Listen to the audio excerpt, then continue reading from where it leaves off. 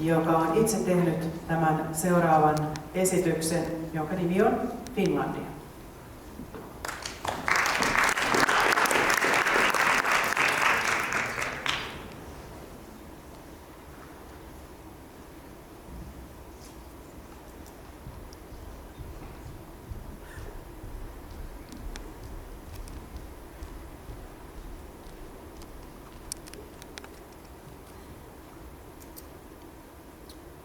Mikä on suomalaisuus?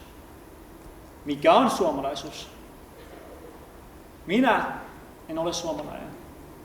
En ole syntynyt Suomessa, enkä näytä suomalaiselta.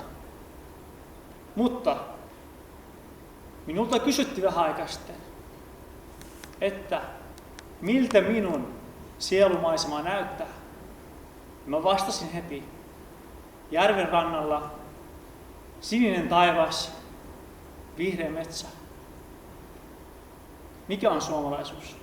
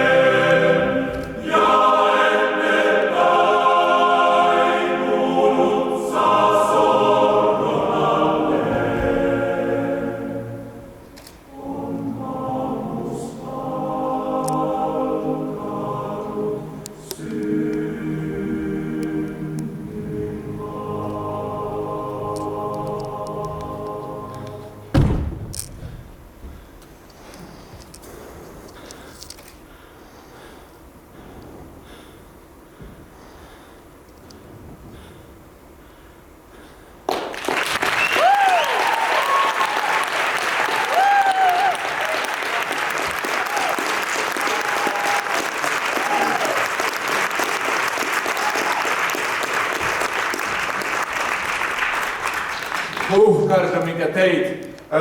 Mulla on kylmät väreet täällä. Kanalihalle nousee iho silloin, kun näkee jotain. Näkee, kokee, ymmärtää, saa olla läsnä jossakin suuressa ja merkittävässä. Eilen nähtiin tämä ekan kerran ja mä pidin tästä kovasti silloin. Ja se veit se vielä jotenkin sun tekeminen, tai joku kohta vei se vielä ihan uudelle tasolle. Tämä on, kun sun puheessa alkaa, niin se on vilpitöntä puhetta, suoraan sen ymmärtää, kukaan ei jää keltään epäselväksi, mistä on kyse. Mies puhuu silloin asiaa. Ja sen jälkeen tuot suomalaisen meidän tämmöisen kansallislaulun siihen tai tämmöisen tärkeän ja lähdet tanssimaan sitä, että tämä kuuluu kaikille. Sä tuot valtavan myös poliittisen statementin tässä mukana. Tämä on yhtä aikaa poliittista, tämä on yhtä aikaa älykästä. Mä tiedän tänne taide, oivallus, ymmärrys, äly, tunne sekä kannanotto. Tämä on suuri teko, tämä on ihan helvetin hieno työ.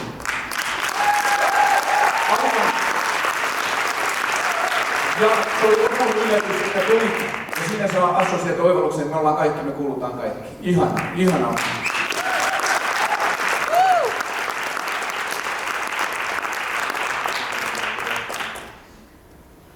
Sibelius Sibelius teki tätä Finlandia tosiaan uusiksi moneen otteeseen ja sen uudistaminen jatkuu täällä Sibelius-tanssikilpailussa Hämeenlinnassa. Se on hienoa. Ja